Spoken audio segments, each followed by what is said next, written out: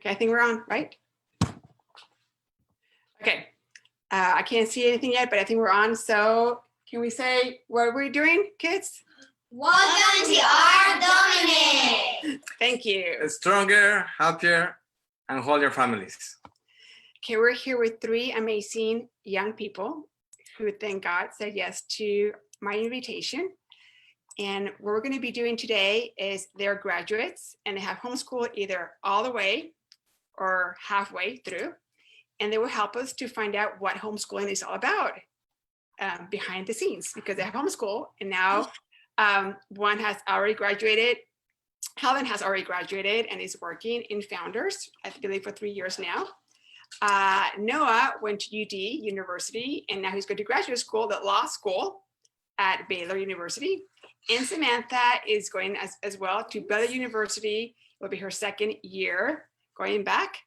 And Samantha also is known for her honors in doing so well at college by the deans. And also she did not homeschool all the way.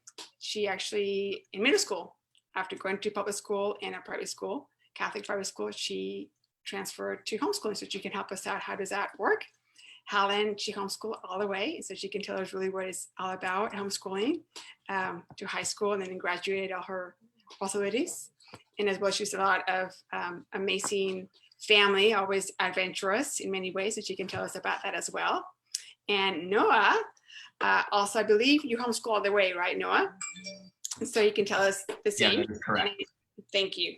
And I think I have Noah because some moms, or I would believe one time they told me, well, it's good to homeschool girls, but maybe not boys.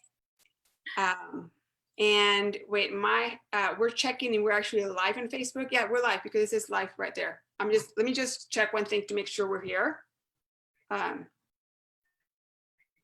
If we're live, sometimes that's a hard thing to find out.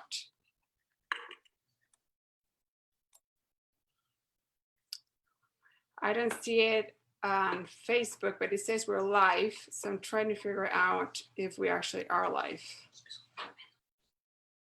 Okay, I'm going to try it again on my, because I want to see the questions. So I have to see if the questions are there. So bear with me if you're watching, and I'm looking to see if we're there. Okay, yes, we are here. Thank God. Okay, so thank you.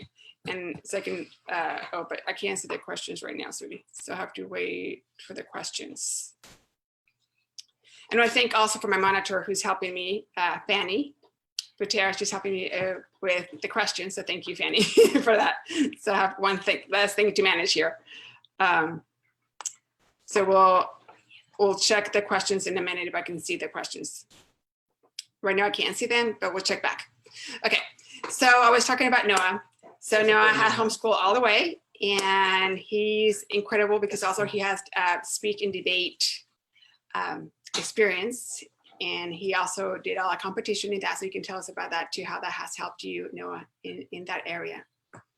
So thank you. And my kids can go to the room, and also if you want your kids to watch this, please go ahead, because kids can ask questions if they're homeschooling and want to know how is it when they grow up. Like my kids are always wondering what's going to happen in my high school years, middle school years, what's going to happen after college. So it's a great opportunity for kids to ask questions if they have questions. Okay.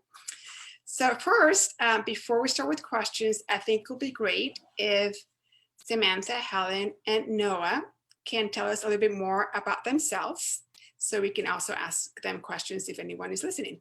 So Samantha, would you like to tell us a little bit about you, how long you homeschool, and if you can tell us the curriculum you used as well? So I went through public school and private school up until 6th grade, and then from 7th up until my graduation, I was homeschooled. And then we started off using Seton home study for I guess 4 years of homeschooling. And then in my later 2 years of high school, we did more co-op resources. So it was usually whatever curriculum the professor was using. That's what we used. Thank you, Samantha. And Noah, would you like to tell us a little bit about yourself as well, please? Yeah, I was homeschooled all the way up until college. You can't homeschool through college, so I did have to leave at that point. I went to the University of Dallas, like you've already mentioned. I greatly enjoyed myself. And I had actually decided by my last year of high schooling that I was going to go to law school. So I spent 3 years in college, and I'm now off. I'll be gone in a few weeks, move to a different city. Oh, wow. Wow. Congratulations. Congratulations. And Helen, can you tell us about yourself too? If you can. Yes, absolutely. I finally got unmuted. So I was homeschooled all the way as well, like Noah. And well, except for if you count the last 2 years of high school, I really wasn't homeschooling at that point. I was doing dual credit in community college, pretty much full time by the time I was in my senior year of high school. So at that point, I wasn't really at home anymore. So that's not really homeschooling, I guess. But I graduated from our homeschool nonetheless. I got my associate's degree at community college and then transferred to the University of North Texas, where I received my bachelor's of music education. And I've been teaching now as a choir teacher at Founders Classical Academy of Corinth for going on my third year now. So I've done 2.5 already because I was hired mid-year. So curriculum that we used was actually varied. And that's something that we loved about homeschooling, is that we were able to choose the best textbooks from different curriculums and use the ones we liked. So we had a few books from Seton. We used Saxon Math. We used the Apologia Science books. So we kind of mashed together a curriculum of what we considered to be the best textbooks out there to give us the best education possible. Thank you so much, Helen. And I'm glad you mentioned about college credits, like you were saying, the college credits, because there was a mom who wanted to know about that, and I have her question here. Talking about how does a dual credit work, and how, in college, like, how do you work? How does it work with the homeschoolers, the dual credit? If you can mention that, Helen, if you did that your last year, you were saying that your last year of high school, you were doing more in college. So if you can tell us more about that. Absolutely. So for dual credit, it's really convenient because you save a lot of time in that you're taking a class in high school that also counts for college credit. So it goes on your high school transcript and on your college transcript at the same time. So you're taking one class, but it gets to go in 2 different places and count toward 2 different degrees, so to speak, your high school diploma and your college degree. To get into community college, all you need is a high enough standardized test score. So some community colleges have their own tests that you take, or you can do SAT or ACT generally, and it depends on the community college. But you can get in some places as early as sophomore year. Some other community colleges, they make you wait until your junior year. I did not graduate with my associates. Some people do. So some people are able to graduate from high school with an associate's degree at community college. I did not take that route. I took a little slower, and I got about 1 year's worth of college credits by the time I graduated high school. I think I had about 36. No, I don't remember the exact number. But so in terms of the credits, it really depends on where you want to go to university as to how those will transfer. So I knew that I wanted to go to a state school here in Texas.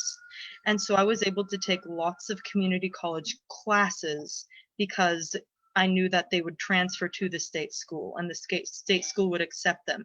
They have something that's called Core Complete here in Texas, and that means that you have completed all the core classes for college.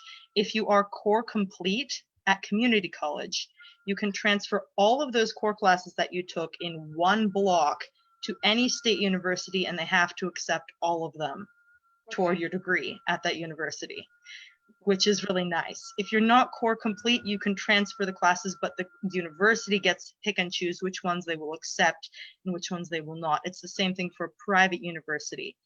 Like if you wanted to go to a Catholic university in the state, they would not need to take your core classes because they're their own thing. So they get to pick and choose which courses they will accept to be on your college transcript from your dual credit courses.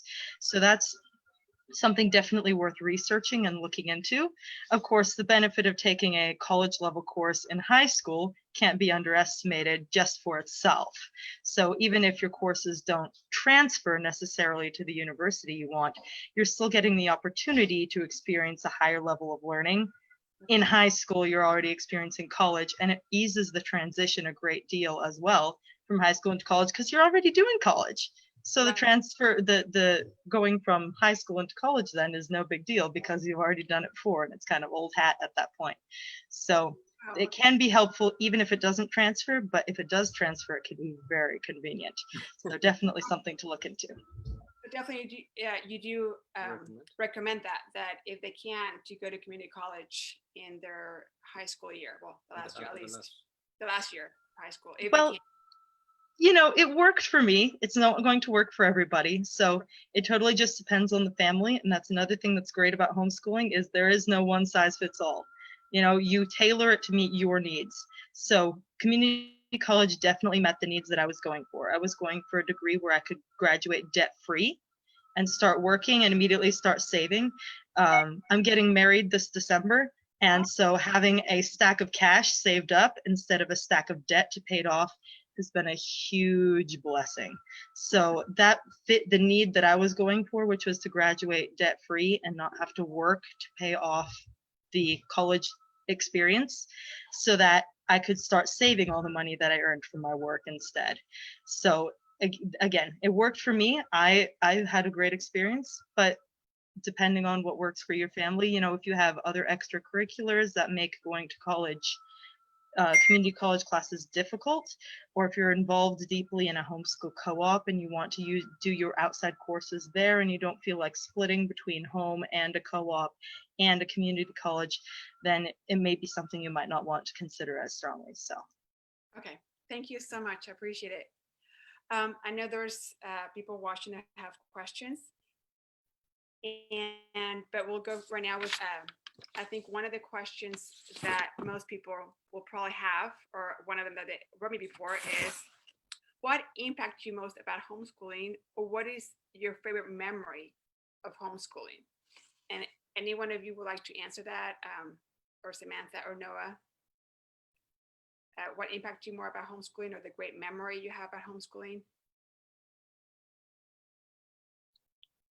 Maybe Noah? Oh, I was trying to pass it off courteously to Samantha, but I'll take any opportunity you give me to speak. Okay. I think my favorite memory of homeschooling, and also it really ends up correlating to the thing that was most impactful for me about homeschooling, was simply being able to go do something with friends at 2 o'clock in the afternoon, because that's just a much better time in general to be doing things generally. I would do this pretty regularly. Like my mom would just say, hey, at 2 o'clock, we're leaving to go see the Cavanas, or at, 8 o'clock, you need to wake up because at 9 o'clock, we're going to see the Marinsels and you're going to have to just do school in the afternoon. And that allowed us to be a whole lot more social actually than most people. Like I got more social interaction with people growing up, I think, than the average person. At least that's the only explanation I have for my talkativeness. And I think that was a really important part of growing up for me and a really important part of who I am now. And it's pretty hard to replicate outside of homeschooling. Right. Thank you, Noah. Thank you so much. Samantha, do you have something you would like to say about that?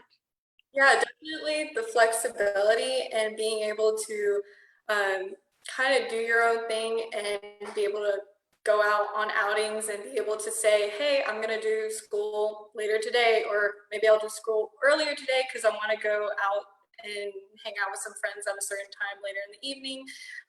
And then also you're closer with your family as well because you're there with them.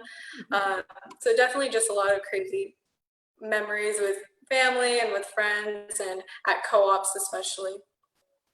And now you said something, Samantha, that I thought was important. Like you said, oh, and close to your friends. People who might not homeschool right now, they're listening to this. They might, you know what, it's nice, but now with the COVID-19, like, it's too much family time, or it's too much, like I want to get away instead of being together. How do you, how can you tell, like, when you're homeschooling, that the family, that closeness actually does help, or how do you get close together, even though you might see each other so much? Yes. obviously there's a limit to, or anyone can handle anything, especially with COVID right now. It's been a little bit more difficult and it can seem very overwhelming sometimes just being cooped up at home. But at least through my homeschooling years, I wasn't, like I would say I was at home maybe 50% of the time, for the majority of the time. And then other things, I was out and about with co-ops or friends or activities or extracurriculars, because definitely because you have that flexibility, you have the ability to go out and live life and engage socially, which is very important for anyone. Especially, it's a stereotype with most homeschooling families that, oh, you're just cooped up at home doing school at home. Yes, by the name, but there's like a joke going around between homeschooling families. A lot of schools, a lot of families, instead of homeschooling, they do car schooling because they're doing their school in their car because they're out and about driving. So yes, sorry, I don't know if I answered your question. Yes.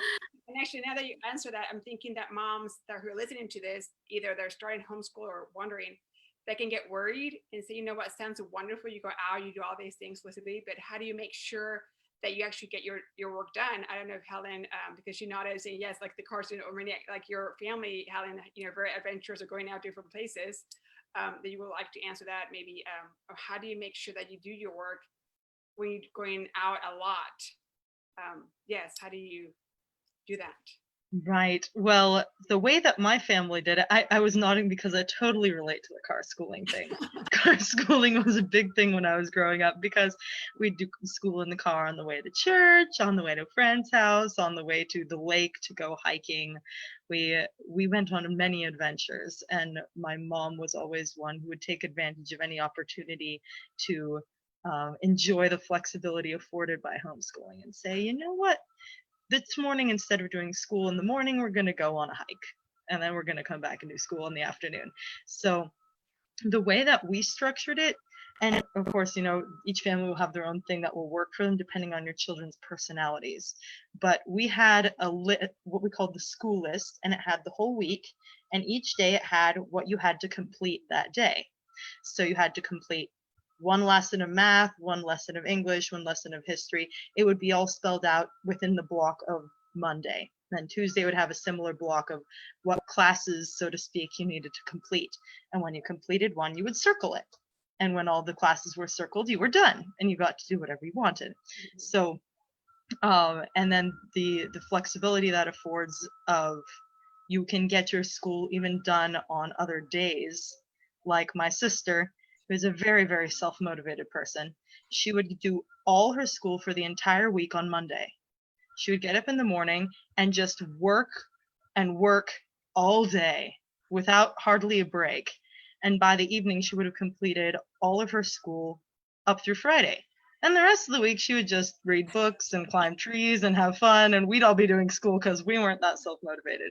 So that's the way that we did it, and it gives you a check for how much do I still have to complete, how much have I already done, and it also is an easy reference for the parents to come by and see, oh, Johnny hasn't done any school today. Maybe we should talk to him about this. So that works if you have kids who are very honest about the work they're doing, and who are also old enough where they can take responsibility for their schooling and make sure that they get done what they need to get done. So that's a skill that you learn in homeschooling very quickly, is how to be flexible, but also to get everything done that needs to be done. And that transitions very well into the real world, where people ask you to be flexible all the time and to change plans and to be able to be willing to work with other schedules. And homeschooling gives you the opportunity to say, okay, here's the things I need to get done. And then we'll work those around all the craziness that happens the rest of this week. So again, that it'll vary depending on the family though. So that's something you kind of have to experiment with and see what works best for you. Definitely invest in a planner. There we go. Yeah, planner.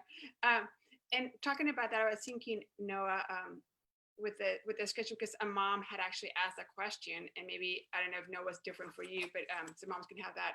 It was like, what was a typical schedule for you? I mean, for any of you. So Helen, you kind of mentioned how it was done in your house, which I think is great. That way, I don't know if Noah had another experience or Samantha had a different experience in that, so that other parents can hear what other parents did. So what we did in my family is actually customized each child's accountability plan to that child, and actually that's still ongoing. So it just depends on at what point the child became self-motivated. So I was a very odd boy, and I started to worry about becoming homeless and not having a job at the ripe age of 13. So it was really easy for me to wake up in the morning and get my school done because I didn't want to not have a home. And so what that meant is that I didn't actually have a ton of accountability checks, because the real struggle with me was to get me to stop doing stuff when I needed to stop doing stuff. And that's actually something that I wish I had spent more time working on, was work-life balance, so to speak. But so for me, I was handed a syllabus at the start of every year. I was told that like I needed to be, by halfway through the year, I needed to be halfway done. And then by the end of the year, I needed to be done. And when it became clear at a certain point that there were going to be periods during the year when I just would not have as much time available. So when I was doing competitive speech and debate, the busy season is January on. We had to work out a way so that I could get everything done before, not everything, but at least enough of it done so that before that point arrived, I would be ready to go. And I remember one time, actually, my mother and I sat down to look over the syllabus, and we were looking at chemistry, and she was asking me like, well, which subject do you think you don't want to have to worry about while you're doing speech and debate? And I'm not really a huge numbers person. So I said, I really don't know about chemistry.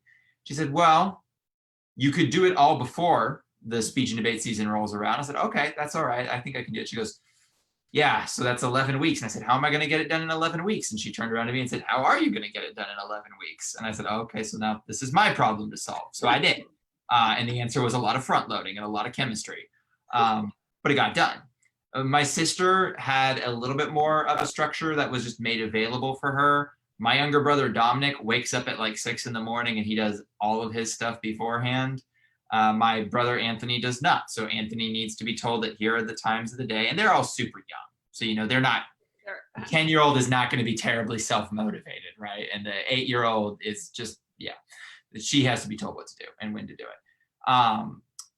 So that was my experience, because I had a lot of shall we say, curricular stuff. I used Mother of Divine Grace, by the way, as a curriculum for anybody watching, for the most part, with a few tweaks. And so that's how I had mine set up. And it just I would check in at the end of the week, and my mother would just sometimes ask me, what was this unit about? What did you learn here? And I would tell her. And by junior year in particular, the real big accountability check that was very effective for me was the fact that the standardized testing was coming up. And that's kind of, if nothing else, that is a real face the music moment, because there's no fudging, well, you basically have it down with the standardized test. You either know it or you don't, you're ready for it or you're not. And so I was very much nose to the grindstone on those tests, which was kind of handy to have that in the junior year. In fact, the only problem became that by senior year, I'd blown through almost my entire curriculum, so that I had 2 classes senior year and I had nothing to do, and I was very bored. It was not a good situation. So I recommend not blowing through everything by junior year. Save something so that you have something to do. And I'm glad you said that about the motivation, that every kid is different. But I don't know, now that you're talking to you three, because my kids are young. The oldest is going to be 13, so he's still young, like you said. But it amazes me how the same. He wakes up early. He wakes up at 6. I mean, he wants to wake up at 5:30. I don't allow him to, because I want him to sleep. Because he's like, I need for you to sleep. But he's like, I want to wake up early because I want to finish all my work. I want to do all this before, so then I can have my time to read my books, to go out with friends, and everything like that. So it's amazing how it's because he wants to learn in order to get work. And the same, like you were saying, worrying about the future of work. I'm like, you're only 12, don't worry about it. But it's like, I need to be intelligent to get everything done. So I don't know if it's a homeschooling thing that, driving to that education, which is good, I think is a good problem if you think of that way, right? Because wanting to learn. And so thank you for sharing that. And Well, and it's amazing to reflect that, getting your school done so you can hang out with your friends is a motivator for homeschooling, because working in a charter school now, I see a different story where hanging out with friends is to the detriment of the studies, right? You have the kids who are talking to each other, who are late for class because they've been talking and grouping off in the hallway, who aren't paying attention to the teacher because they're talking with their friends. So the friends are something to be struggled against in the attaining of an education, whereas in homeschooling they become a motivation to do well and to get your things done. right, it's true. It's true. And anyone who's listening right now, if you have any questions, you can write them down, and I will look at the questions here at my phone to see, and then I will ask them, of course, so they can be answered. If you ask a question and we're about to finish and we were not able to answer the question, we'll answer it anyways afterwards too. So please feel free to ask any questions besides the one I'm asking for any listeners right now, okay, as well. I don't know if you have a question for them as well. Spiritually speaking, I mean, I'm also, what did you do as a family that was, that it impacted the most? I mean, in the long term, in the spiritual life. I mean, and your siblings. And what was the thing that you remember the most, spiritually speaking? Helen? All right, I was going to let someone else start because I just finished talking, but I will happily talk some more. I think that the biggest things that we did as a family that were spiritually impactful were we always prayed the rosary every night, and we always went to daily mass. And those were the two non-negotiables that happened during the day. You always prayed a rosary at some time, and you always went to mass sometime. And that varied depending on your schedule, because again, we're homeschoolers, we like flexibility. So we'd have a day when we wanted to do something in the morning. Okay, we'll go to evening mass. We had something where we wanted to hang out with friends in the afternoon. Perfect. We'll stop by noon mass on the way, and then we'll go to friend's house afterwards. So the schedule was able to shift around. Sorry, phone ringing. But those were two things that always happened. And I think that those were the main things that really brought us together as a family. And also, really, those are the most powerful weapons of spiritual warfare. So they were very, very impactful in that regard. I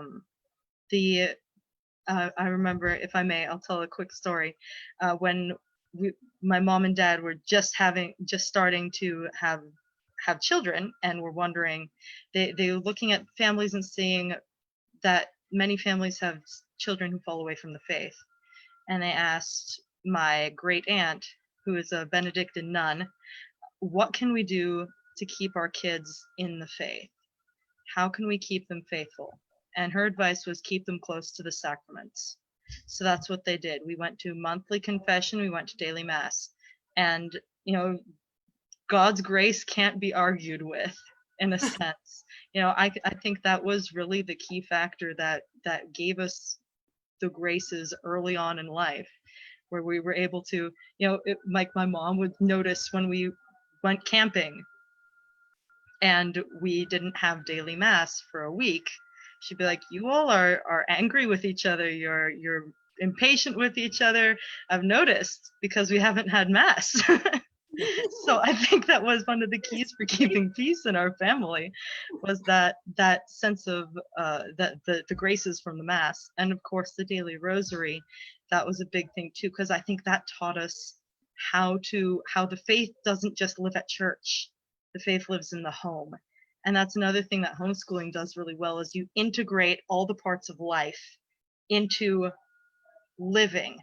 Prayer becomes a part of life. Reading and studying just becomes a part of life. You don't go to a certain place to study and then a certain place to pray, a certain other location. All these things can happen within the home, and it comes together as a part of your life and as a part of you. And so those, I think, were the biggest things that we did. And just seeing our parents live the faith and having the time to serve at the church. We volunteered at our parish a lot because we had the time.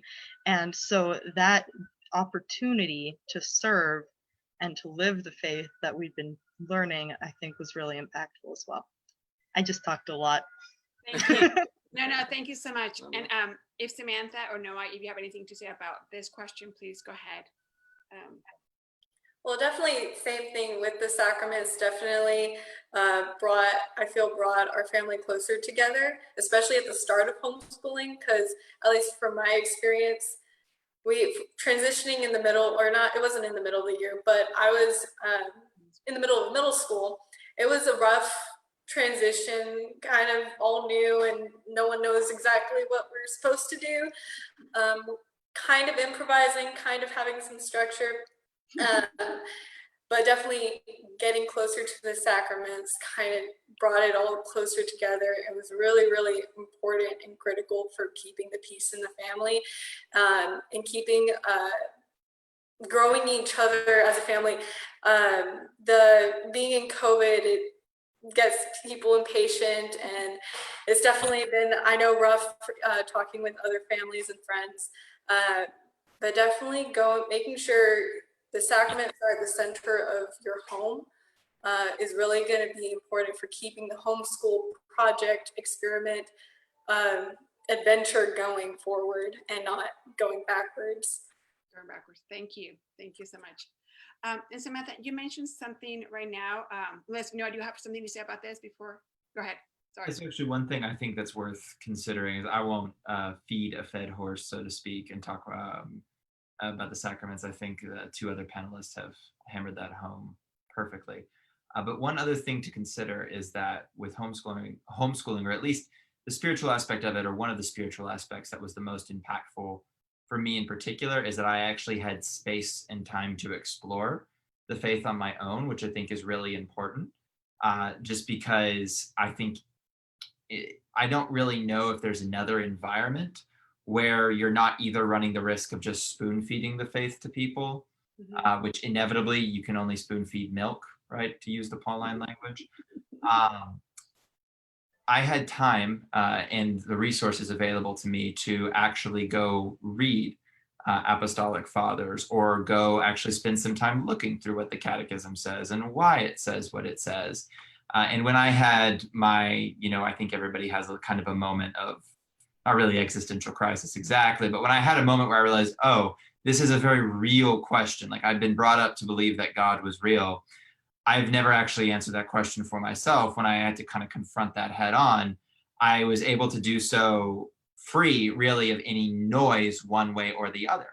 And that's really important for me, because at least going forward in life, I don't really care what the noise is saying, because I know that when my mind is quiet, because I've had the opportunity to have a quiet mind, I know where I stand, and I could actually, I had that opportunity to listen to the voice of God reaching out to me.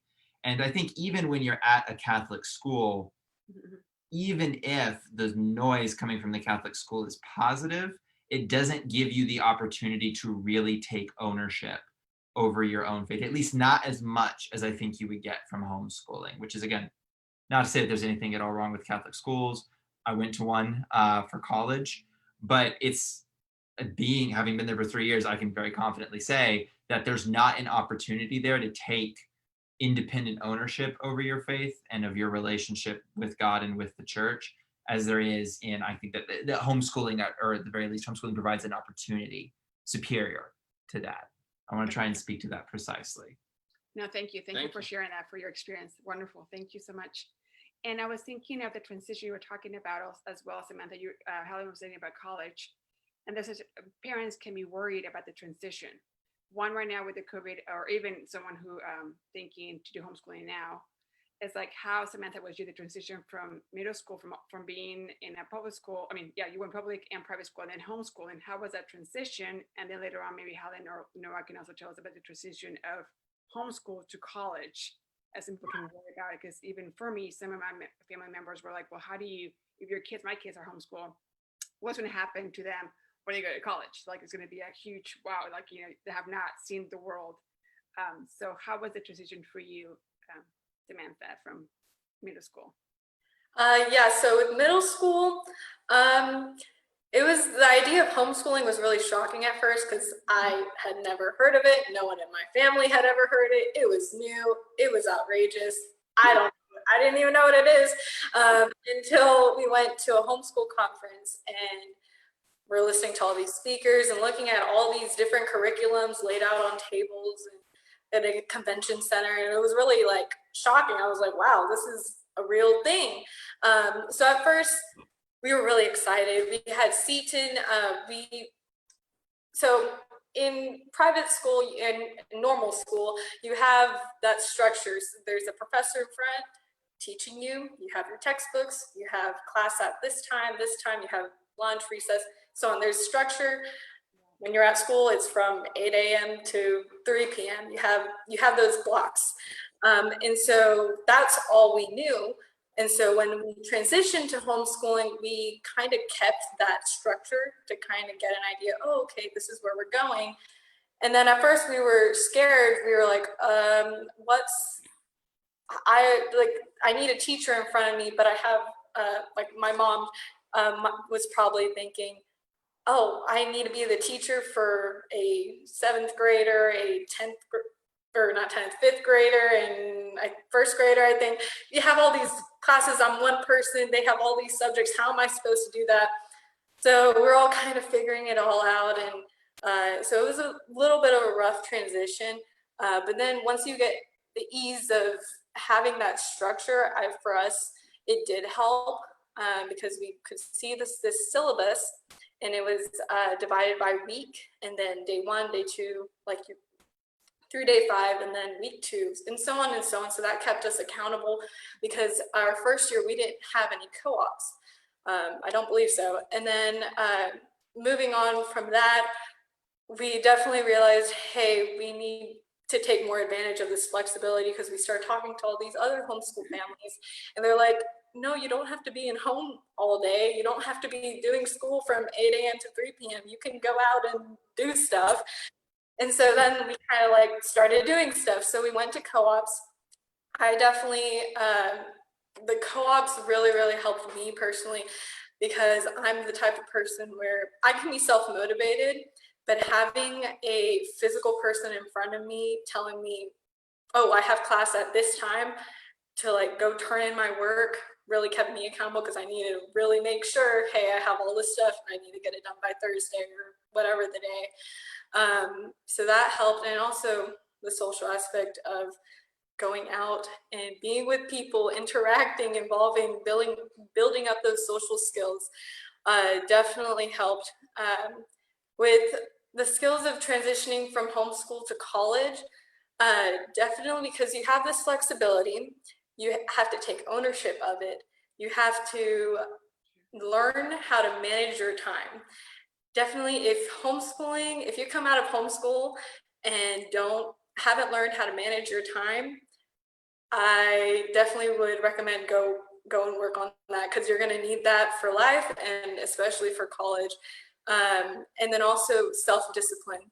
You really need to be a master. You need to work on self-discipline through homeschooling because you're homeschooling. You're doing yourself the work. And I definitely was a lot more independent as far as whenever I didn't have co-ops, I don't want to say I would teach myself the curriculum, but I would definitely have to learn and read, which is exactly what college is. In college, you go with the professor twice or 3 times a week and they lecture, but then you have to go back on your own and go learn the material, master the material, go more in depth in the material. And of course, the professor is always a resource for you, so make sure you have the social skills. But then you're gonna have to plan out your week. You're gonna have to figure out, okay, I have all this work I need to do. I have an exam next week. How am I gonna get it done? You have to take ownership of your time and definitely build on those skills while you're taking advantage of homeschooling.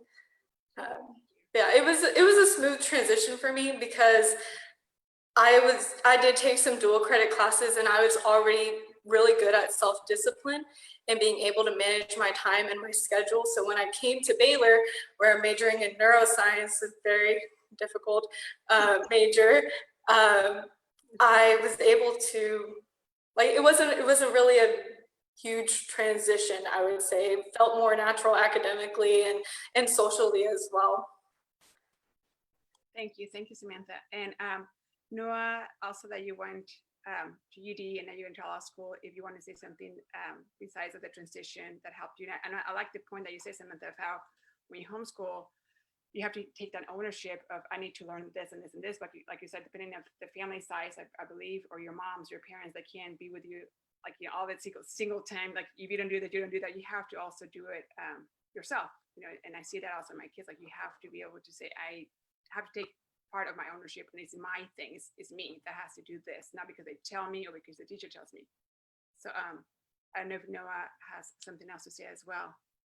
Yeah, and I'm gonna preface this by saying that this is gonna start out sounding like it's a knock against homeschooling, but hear me out, because it's really not. So in school, in college, and I actually tutored in college for the last year, and then I informally tutored for the year before that, as the go-to study resource for friends. What I saw out of the homeschooling population at UD was that the homeschoolers were either the best students by far and the most well-adjusted, or they were the poorest adjusted.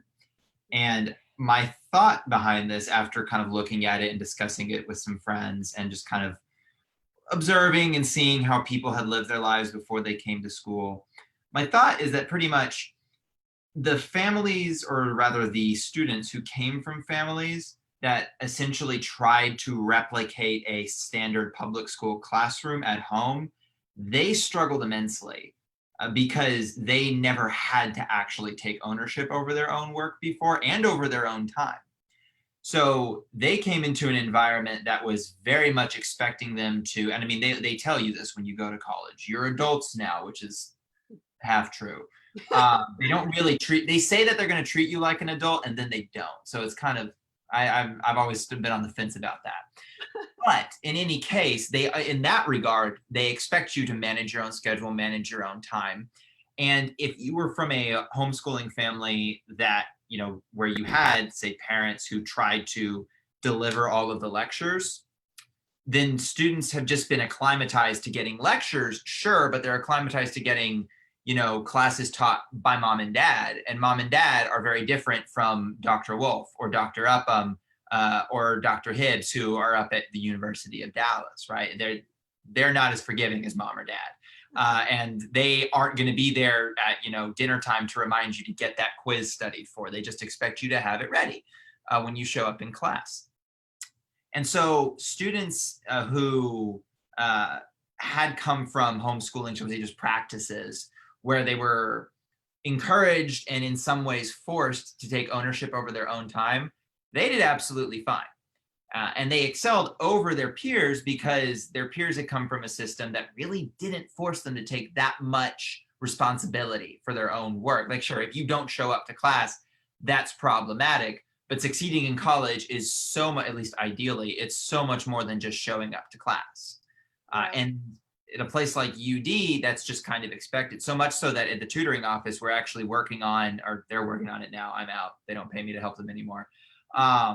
They're working on programs for, like, how can we acclimatize incoming freshmen who have only ever been in a standard lecture setting and teach them to study for college.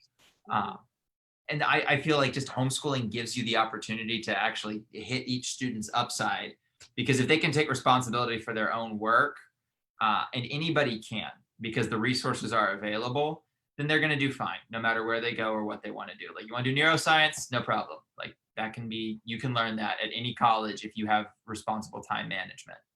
Right. But even the most brilliant kid in the world, if they don't know that, yeah, I can't do this tonight, but I can make it happen tomorrow, or, you know, I really need to focus right now so that tomorrow I'm free to do this. If they don't have those skills, they could have a 200 level IQ and they're still going to get a D. And that still is problematic. So thank you so much for the parents. I think we have to think of that too. I was going to say if there's any questions, we'll look at questions here. One more pointer on the, if I may, on the transition to college thing. I do have a story about that, which is something to consider. When I went to the university, one of my professors, the head of the music education department, who considered himself, I think, something of a psychologist, he took me aside one day and he said, "You know you have homeschooler syndrome, right?" And I said, "What's homeschooler syndrome?" And he said, "Well, I've noticed this thing about homeschoolers who come into this program.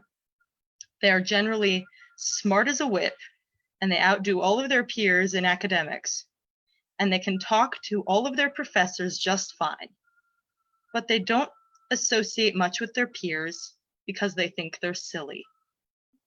And I said, "Yeah, I do have homeschooler syndrome." So that is a thing definitely to consider, that homeschooling, this cuts to the socialization aspect. People often ask, how will you get socialized as a homeschooler?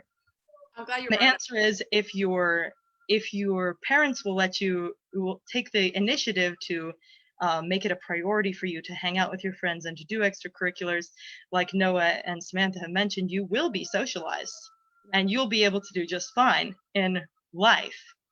But the thing is, you get socialized differently as a homeschooler than you do in a public school. You're not associating with people all of your age group and all of your peer group. You're associating with the older siblings and younger siblings of all of your friends generally, and you get a different type of socialization. And you're generally a little more mature than the random freshmen that you meet who are coming from other schools in college, in the sense that you're able to talk to a wider variety of ages and feel comfortable. Right. From what I have seen, this could be different for different universities. It's 100% true. It's 100%. I can attest to that. In fact, just a very small anecdote that I know everyone will find amusing. At one point during my freshman year, I was studying in the library and I got a ping on my phone and I looked down and it was a text from my mom and she said, "Are you in the basement of the library again?" I said, "First of all, that's rude." And yes, I am. She said, "There's a party going on at UD tonight that apparently she knew about and I didn't." And she said, "Why aren't you going to that party?" I said, "Because I have a test to study for, Mom." And I said, "You are the worst peer pressure I have experienced at this school. Do you understand that?" It's very true. Like, I just didn't have time for, it was hard because I struggled to commiserate with some of my classmates because they're like, I have to cram for this test, or like, I'm so behind here. I was like, I'm not behind. Like, I'm not cramming. I might not always do well. Like, I'm not very good at Latin, but I never crammed the night before. That was for sure. Right. That is definitely something to keep in mind. But I mean, it's not going to keep you from everybody at school. It's just going to keep me, like, I just never ran with the sports jocks, for example. A, because I'm not very athletic, and B, because we just had two different ethoses. But like, I found my girlfriend at college, and she's very similar to me. She has the same work ethic and values, so we were able to get along very well. Right. So it kind of depends on what your priorities are. If you want to be able to socialize seamlessly with your peer group, you probably won't be able to do that as easily as a homeschooler, in the same sense of being the same maturity level as everybody else, because you experience a wide level of maturity levels and you learn to talk with them all, but you generally don't. Yeah. Anyway, but that goes along with then.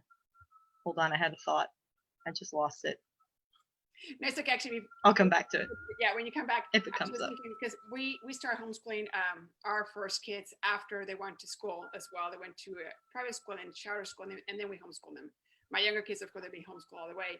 And when I was talking to my husband, trying to decide what to do, because we didn't know either, and I had friends who had homeschooled, so I thought, well, maybe we can do it. But I thought also it was kind of weird because I was worried.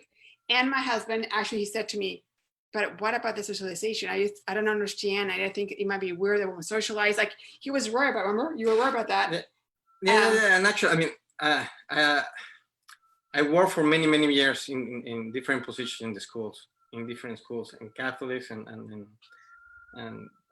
a few years in public schools, and the idea that a lot of people have, and they told me that before before I homeschooled, it was that socialization, it wasn't present a lot in homeschooling. So that was when we mentioned that And I experienced with some students who were homeschoolers, but they were in a place and it was a long time ago, like 20 years ago, and they were in a community.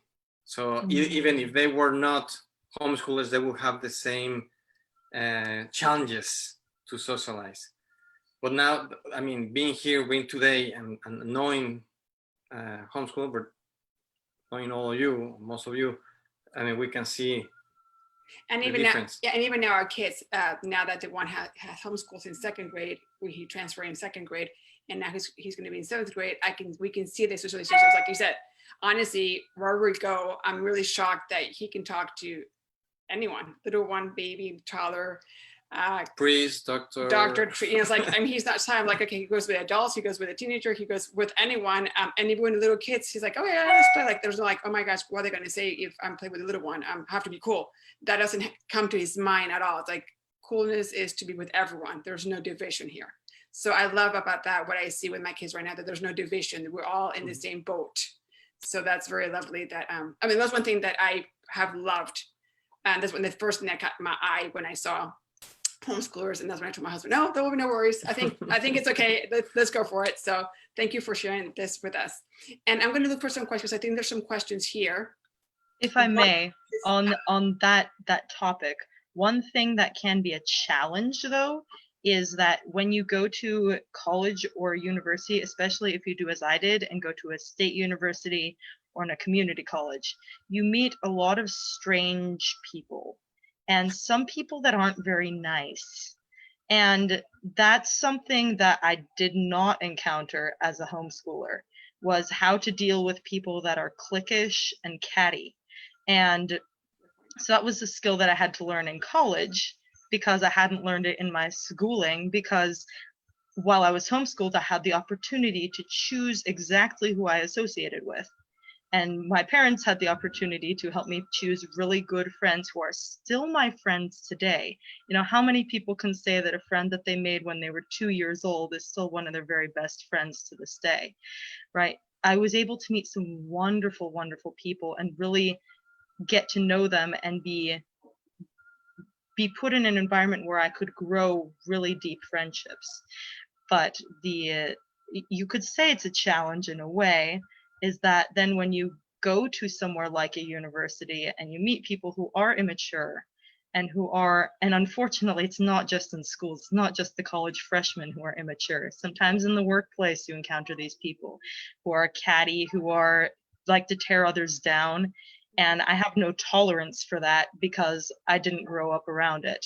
So that's something to be aware of. It's not necessarily something that's bad, but it's definitely something to be considered, that that's a skill that you will have to learn, is that not everyone in the world is actually polite and decent individuals, and you have to learn to deal with them.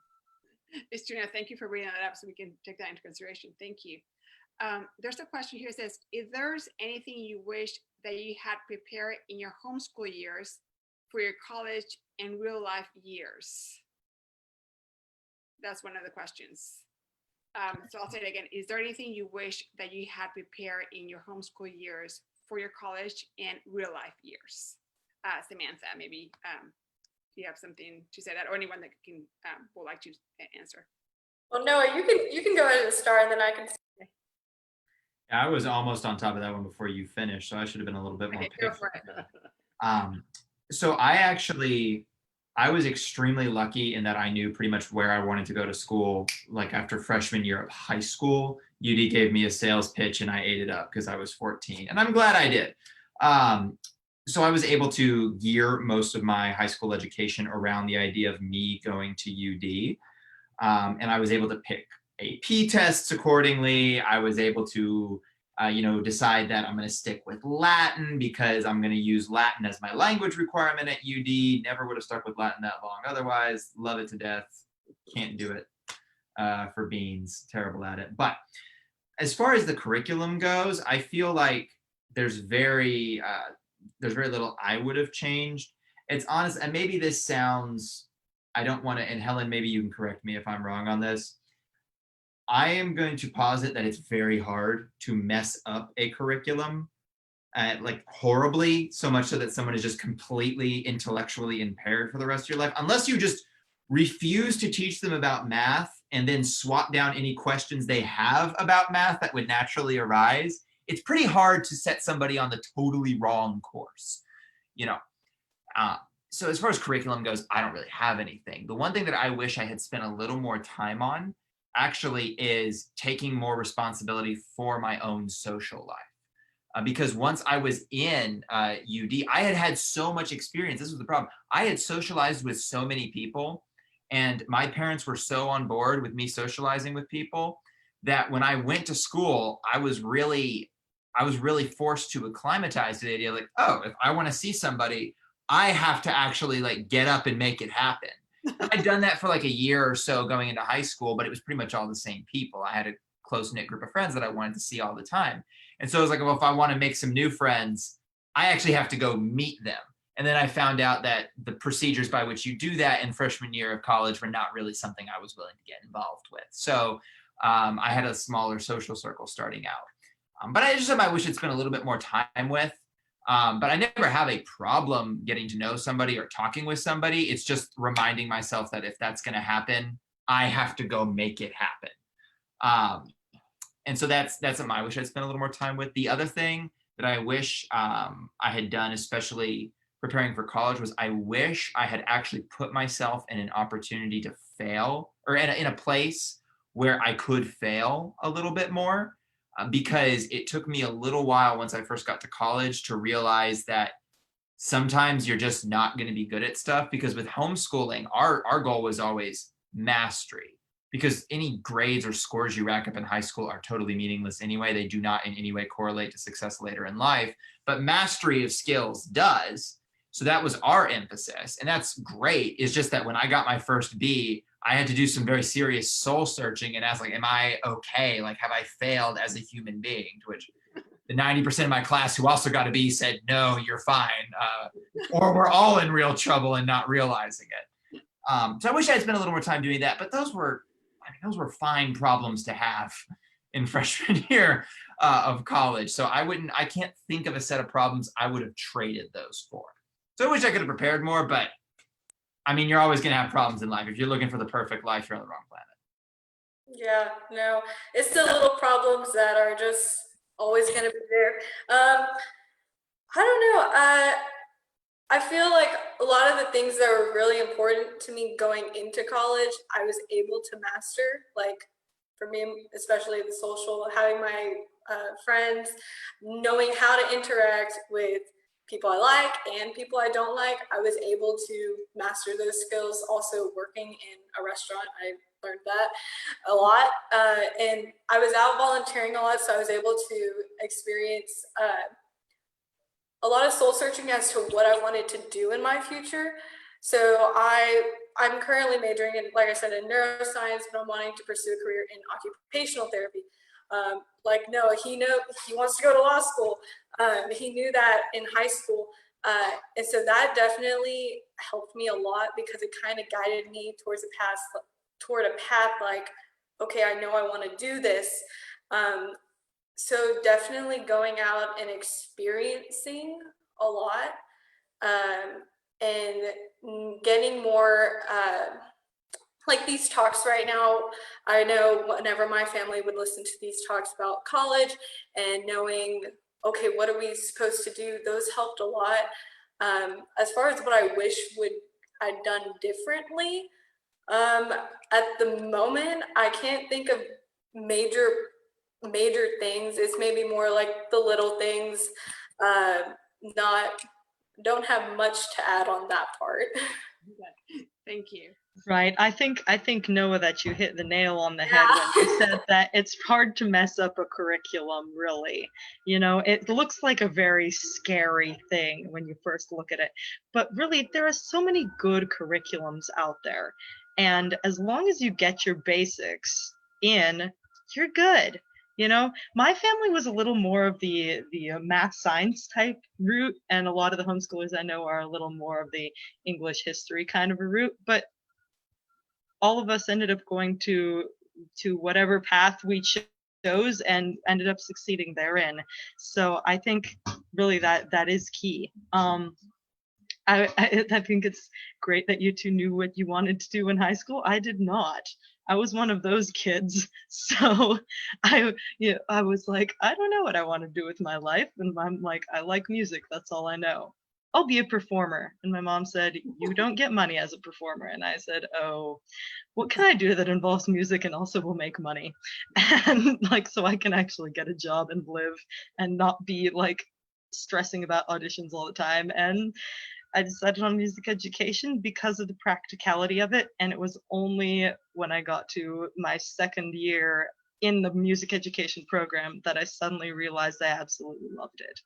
So it's, there are different ways to different paths, but I think the key is you get the skills that you need through the homeschooling to succeed in whatever path of college that you choose, or you can, as long as you are willing to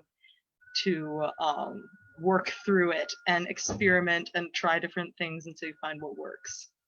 Thank you. One small thing, very fast, is that in the American education system, obviously the standardized tests you take in high school are pretty darn important. So that is something that you will need to, at a certain point. I've had experience with a family that did not want their kids to study that much, or didn't really encourage their kids to study that much for the standardized tests, but none of their kids wanted to go to college and they didn't need them to go. They all had jobs pretty much already lined up for them out of high school. One went into seminary. The other is working with her church, working in their offices to make sure that she's very good at it. She's a very organized personality. So the only thing I would say is that you do need to make sure that your basics get in there and that studying for a standardized test gets in there. But you don't need a professional, especially for a standardized test. You usually don't need a class to teach effectively. At least you can do just as well with a book. I never took a test prep class in my life, and I'm going to Baylor on a full ride because I didn't ever have to take a class. And so I was able to just study for the LSAT while I did other stuff because it's just what I was used to. So my parents at a certain point said, okay, you want to go to law school, you got to get into college and do well getting into college. And then they plopped some books down in front of me and I was gone from there. But I knew what I wanted to do. So it was just a matter of me actually doing it, having the necessary time in front of the deadline to do it. So that's all. You do want to keep that in mind. Right. This But is very true. We also used the prep books for the SAT, for the ACT, did practice tests. We didn't take a class, but we definitely did study for it specifically. Don't just expect, I guess what I'm trying to say is if you have dreams of the kid going to an Ivy as an undergrad, don't just think that's going to happen unless they are a 200 level, 200 IQ level person. You're going to have to get them some resources. But it's not something that you need. A PhD doesn't have to pick them out for you. You can read the reviews online and they'll pretty much tell you what you need to know. It's not that difficult. You just have to do it. You have to make sure it gets done. That's it. And Noah and Samantha and Helen, actually what you're talking about that, because there's a question here that says, how do you know you have a good level of math, grammar, etc. for college before you apply? And I think you were talking right now about that, the test. But I think it could be one of the questions when you're starting, maybe the parents starting in elementary school and then go forward, or even now, it's how do I make sure my kids have the right level of grammar and math so they can go to college? And that can be one awareness for it. And I'm thinking right now as a mom too, there's two things in mind. You're worrying when you homeschool, you're worrying about that all the curriculum, all the levels should be met, mastering, like you said. And the other one, of course, is also the area of my kid being well-rounded in everything, the skills, the virtues, the values, and in life. For me, one of the objectives of homeschooling is that my kids love to study. So no matter what happens, they're going to always study, so they can always be in life, and the virtues, because even my husband sometimes tells me, as a mom, they didn't finish math. They didn't finish grammar. And I have to finish today. He's like, you know what? Either learn the virtue that they're working on, and they have learned life lessons that will take them forever.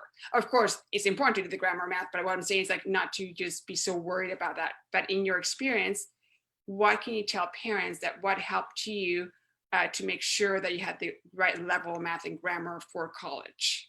Yeah, so what actually helped me, so I'm just going to say, and again, I'm going to call on Samantha and Helen to back me up on this, is that the standardized tests purport to measure your preparedness for college. They don't, so I'm not sure why we still use them, but we do. That's the world we live in.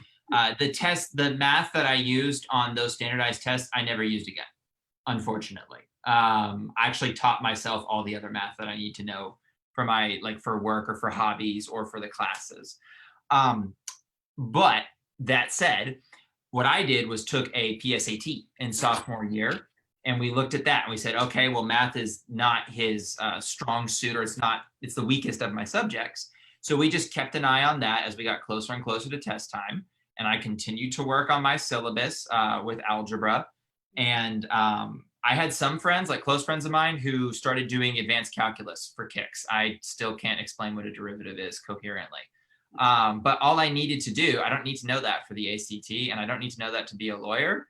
And I actually don't need to know it for college unless I'm going to do something with calculus. And so what we did was we just monitored how I was doing on diagnostic tests, looking at the test before test time, and said, okay, let's just go ahead. And we literally, there's like a math tutoring spot down the street. She was like, you'll go like twice a week for 2 weeks before the test just to kind of brush up on a couple of concepts. I actually worked with Helen's mom on a couple of different points. Her mom can testify that I'm not a numbers person either. I'm too argumentative. I said, well, the book must be wrong if the answer in the book is wrong. That doesn't work in math. So that's how we did it, is actually that it really wasn't that hard considering I'm not naturally gifted at math. All we had to do was just keep an eye on, we knew what our goal was. My goal was be decent enough at standardized test level math that you can get through the test so that you can get into college. That was our goal. So that's what we did. I'm not numerically incompetent by any stretch of the imagination. I just never did calculus, and I would defy anybody to tell me how they use calculus on an average job, unless they are like, I mean, maybe Samantha does, but I don't see it. I've had a job. Yeah. It's fine. Again, it's totally fine, but I didn't want to be a STEM person growing up. So why spend time on STEM when I could spend that time doing speech and debate, which I A, loved, B, was good at, and C, was actually going to help me with my career. So see, that's a flexibility of homeschooling. Like a time, instead of grinding away over derivatives, which I wasn't gonna get me any more scholarship money anyway, I did something that did get me scholarship money and that I actually enjoyed. No, yeah. And especially with one thing, I didn't take calculus in high school. So make sure you're taking the math that you need to get a good grade on the SAT to get into college, like Noah said. But once you're in college, you're basically relearning. Like, I wouldn't say the math classes I took in high school, I used necessarily in college, because you kind of relearn it. Sure, you have like the basic algebra, and make sure after doing a lot of algebra, especially in preparing for the SAT, and algebra was definitely like, I was better at algebra than geometry. So I feel like you use more algebra in college, if any math that you use. But when you're in college, you're going to be learning. It's going to be new. You don't necessarily need to come knowing everything and having mastered calculus already, because you're going to take calculus again. It's just like, you can't, unless you take a college level calculus class in high school, you're going to have to take it again. Same thing with algebra, unless you test out of it. So I wouldn't necessarily stress a lot about the math, knowing what level necessarily I have to do for my student. But what about also Right. that grammar, thinking of the essays you might have to write to enter college, or the essays you have to write in college? How about that? Maybe Helen can answer about that. Well, and the funny thing is having you call on me for that one, because since my family was a very STEM focused family, we really didn't do much English in school. And yet on the SAT, I made a good enough score on my essay to get into college. So figure that one out. I think, again, the key is, if you have a curriculum, if you have the courses that your kid needs to take, if you have your list, okay, they need to take Algebra 1, Algebra 2, and geometry in high school. for example. That's what I did. Then I tested out of college algebra and never touched math again. But see, my Algebra 2 book prepared me well enough where I was able to take the CLEP test and test out of college algebra with a little bit of extra prep for the weird things I teach in college algebra. And all we did was get a little prep book about, testing out of college algebra, and I did it. So there, again, it's trust the curriculum. Trust the curriculum, because if you do it, it will take you where you need to go. So you have your, even though we didn't do much English, I still was able to get a fine score on the SAT to get into college with. I was still able to ace my freshman level English 1 course. It was something that I had actually worried about, and then I found out I didn't have to. So, and I think the key for me was that we read a lot of books. We read a lot out loud. I read a lot of books as a kid. So even though I didn't practice writing as much as I probably should have, I knew how words fit together, and I knew how ideas fit together.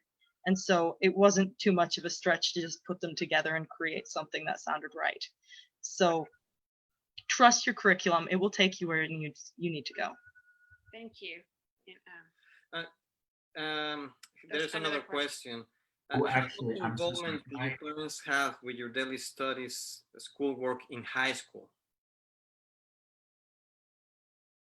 Sorry, can you repeat the question? Sure. How much involvement did your parents have with your daily studies, schoolwork in high school?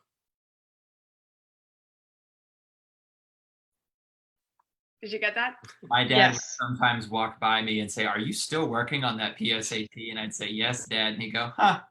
And then he'd just keep walking. I said, "Is this good? Should I keep working? Do I need to stop? What do you want from me right now?" Definitely, I think Someone else should answer. for me, my dad supporting my mom in all of this was definitely seen and much appreciated, because mom, she's the one mainly doing the heavy lifting as far as the education of you're there every day, you're with the kids every day, you're making sure they have what they need and making sure they're doing what they're supposed to be doing. So definitely seeing my dad support my mom through it all, I know it helped tremendously in getting where I am right now. Thank you. Thank you. That's a good one. Yeah, that's true. Absolutely. That is definitely key.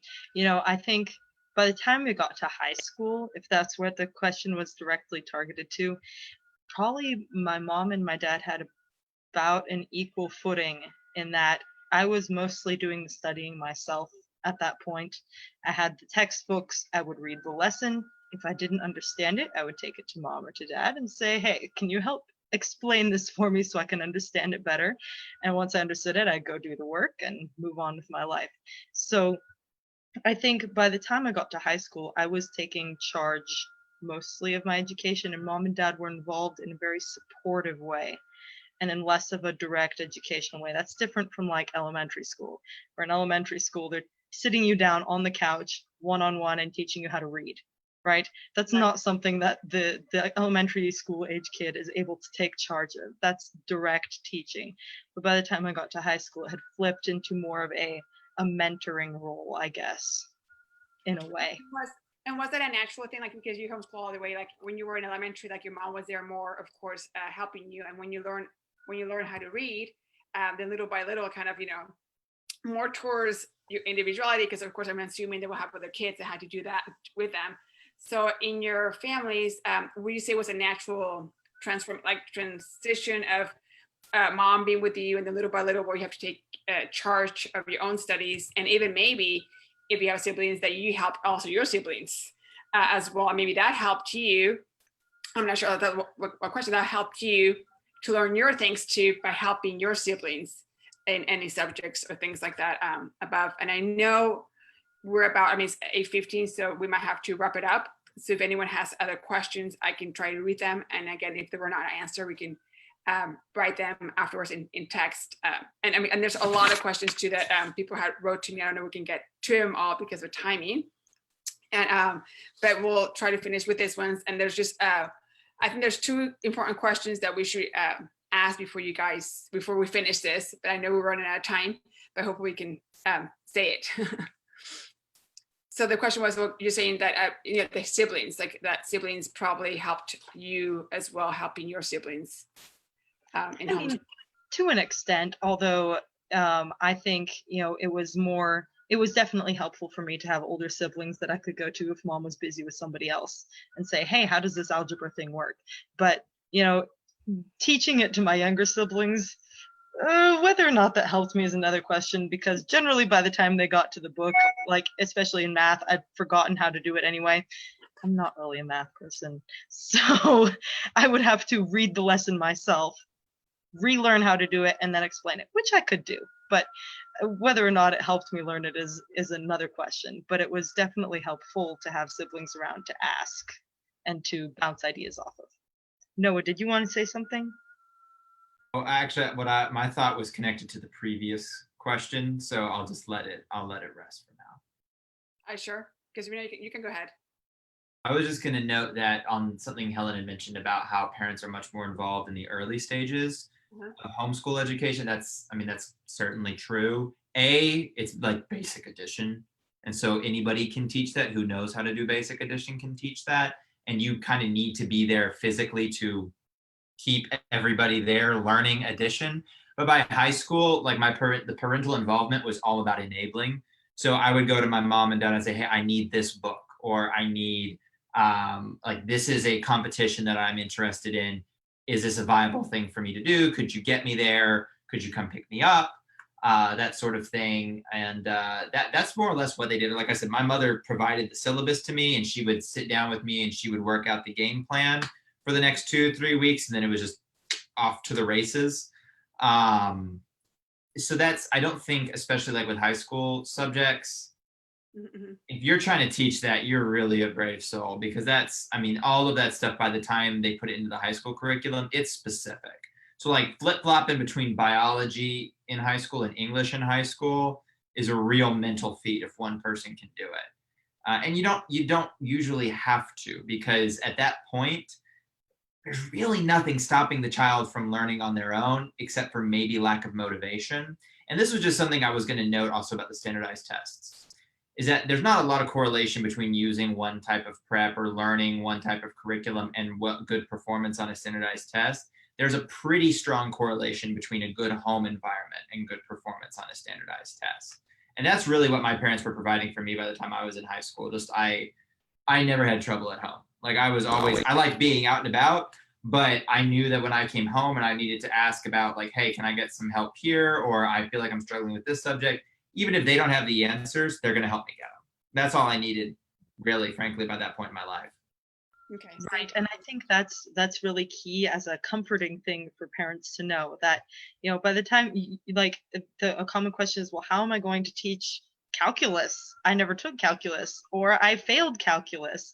And it's like, it's okay, because at that point, like you said, the student should be taking charge of their own education in a way. And also, there are resources out there if you aren't comfortable teaching it. Like, for example, I took a class in high school with one of my friends. You can take a class with, maybe there's a homeschool mom that's really good with math, but doesn't feel comfortable teaching history. Then there's another one who's really good with the English, but really can't do math. And you can collaborate and help each other. Like my mom, like Noah mentioned, she would tutor people in math because she'd been through it 6 times, and so she knew how it worked. So there are resources out there to help when your kid has questions that you can't answer. So it's not something that you need to worry about. I'm not the expert on this, how will I teach it? Right. You don't have to. Right. And I think, like you were saying right now, thank God that homeschooling is growing so much. There's a lot of online courses as well, like Homeschool Connection. There's like a lot of things that you can choose, or co-op, like you were saying, Samantha, for co-op. There's people who do co-ops like we do too, and it helps the kids as well. So there's different, and between friends, like you were saying, like Helen, like you said, friends, you can help each other. So you're not by yourself. You should never homeschool by yourself either. Like be together and helping each other, because thank God it's a huge community and people are helping each other out in order to achieve what they're looking for, being social, being activities, extra activities, be curriculum, be whatever it is, we're there helping each other. And I think we probably run out of time. I was going to say there's another question, but before we leave, there's one question that they were asking is, I'm trying to look here. Are you happy? Can you say that you're happy that you homeschool, that your parents homeschooling you, or will you say you would go back? No, you would change that. And if you were happy, were you thinking, considering in the future when you have kids to homeschooling them as well? So we can start with Samantha, maybe. I mean, I love where I am right now. I love that I'm able to attend Baylor, and I have my family, I have my whole support team. Everyone's here loving and supporting me. So I'm happy where I am. So I wouldn't necessarily change my education. And then what I consider, yeah, I mean, I have a lot of comfort in knowing that homeschooling is great, that it's successful. And ultimately, if I come through that moment in my life, I would look at what are the needs for my family, what are the needs for my kids. And so, yeah, I would take heart in knowing that homeschooling is always an option. Thank you. Thank Great. you. Noah, would like to answer that as well? Oh, yeah, I'm 100% satisfied with the experience, so to speak. I wouldn't be where I am today without homeschooling. I have no idea where I'd be if I wasn't homeschooled. I prefer not to think about that. It's a little bit easier not to. As a rule, I don't say that I'm 100% certain I'm going to do this or that with children, since I haven't put a ring on any girl's finger yet. I feel like that might be a bit premature, but it's absolutely on the table. And I would probably, I mean, there'd have to be a very good reason not to, just because I think it is extremely beneficial. So it's absolutely not, I feel like saying it's actually, I know that saying it's absolutely not off the table is kind of a weak phraseology. That's just where I am in life. I can't commit to anything certainly, but again, it's going to take a pretty darn good reason to not go with it, because it's just very beneficial. I can't see a reason to turn down that upside, those benefits. Thank you, Noah. Thank you. Helen? I am very happy with the education that I received. And was it perfect? No. Did some things fall through the cracks? Absolutely. Did I actually finish my Algebra 2 book? That's debatable. But, I asked my mom and she's like, well, in public school, you may not have finished the book either, because the test's in April, the math test is in April, and you probably wouldn't have finished the book anyway. I'm like, okay, well, I tested out of college algebra, so I'm okay. I don't have to do high school math now, right? Right. And so, did some things slip through the cracks? Yes. But did it matter? I don't think so. I was able to get where I needed to go, and I was able to succeed with what I had above and beyond what even I expected. And to be able to have that success, as well as the experience of togetherness and family that comes from homeschooling, I wouldn't trade it for anything. So definitely I am considering homeschooling my hopeful future children. And I don't think that I could do it any other way. Thank you. So, and you said just lastly, just to finish up, you said they were talking about family as that unity, and I think a lot of homeschoolers are looking for that and hoping that it is true, that it can happen. So you said, Helen, yes, you had that. So Samantha and Noah, did you experience that closeness with your family now that you got, Samantha, now you're away for college and you're going to go away also now for college and you being in UD, do you feel that closeness, a special closeness with your siblings as well as your parents as because you homeschool? No, you can go ahead, or Samantha. Yeah, for sure. I mean, you're growing up literally with them every single day. You're seeing them through the ups, the downs, the good days, the bad days. You're growing with them. You're learning with them. So it definitely brings you closer together, and definitely learning more about each other. Oh, I know what so-and-so, like their pet peeve is. I need to learn how to not, make them mad and ruin the day or whatever. But knowing that at the end of the day, we're all in the struggle, we're all in the battle together. Like you're stuck with us, so might as well learn to love it. And So definitely that unity and that love, and making sure the sacraments are, and making sure God is at the center of your home is really going to help with keeping the peace in the family and keep moving forward. Thank you, Samantha. Thank you. And lastly, Noah. As for me, yeah, I mean, like I said, I was very active when I was homeschooled. It really was more, a little more coffee shop schooling, I suppose, not so much car schooling. I always hated studying in a car, but I was always very out and about. But I still saw my family with a lot of regularity, and that I think is really important for me. So, like, I mean, I have struggled along with everybody else who has now been. I'm going on close to 6 months with just these people in immediate contact, and I love them to death, and I emphasize to death because it's getting tough sometimes. But like, for example, when I fully went away to Rome to study it for UD, I was perfectly able to function without my family. But the only, I think sometimes when you think about homeschooling, one of the negative stereotypes is that the children are just so attached to mom and dad that they can't leave the nest, right? And I was fine doing that, but I still missed mom and dad, not in the sense of like, I wish mom and dad would bail me out, you know. I was fine. It's just, I was like, dad would really appreciate seeing the way they make this pizza, or like mom would really like this art museum. And I think that's a good thing. That's a normal thing to want to miss. And I think you get that so much more easily with homeschooling. Like, I enjoy talking with my younger siblings, not 24/7, as I found out, but I like having them around. Like, when I go to Waco, I'm going to be bummed that I can't talk with Dominic about hockey, or read Ava parts of The Magician's Nephew or something like that. Not all, you know, at least not some of the time. So that, to me, I suppose that there's kind of the sublime superlative element to it that I think Samantha and Helen have talked about. For me, the most striking part is kind of the quiet undercurrent of connection that you almost don't realize is there until it's gone. Like, it's just something, it never really struck home to me until I fully left at home. I was like, oh, I haven't spoken to Dominic in 3 weeks. That's weird. Dominic's about 10 years younger than I am. You know, but I think that's a good kind of connection to have.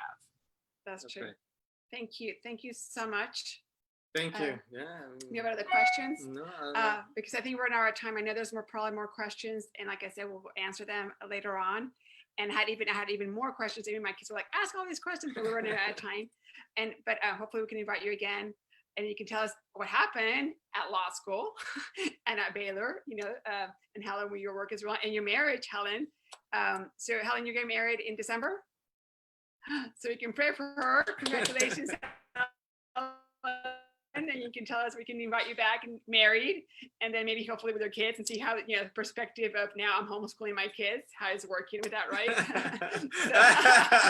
so with that, so thank you so much for your input, for your time, and for homeschooling, and giving everything that a lot of parents are hoping their kids will come up this way, or hoping that homeschooling will be this way. And if you have any questions, they will be there in the Facebook, and hopefully I can ask you as you guys are going to go different places and be very busy. And of course, anyone who's listening, please pray for them as they're going to go to different areas, Baylor, law school, and starting school and marriage. So please pray for all these young people and all the ones who are right now also in college or preparing for high school and in homeschooling. Okay, so thank you so much, and God bless. Congratulations to each one of you. Congratulations. Okay, thank God bless. you. Thank you. Bye-bye. Thanks.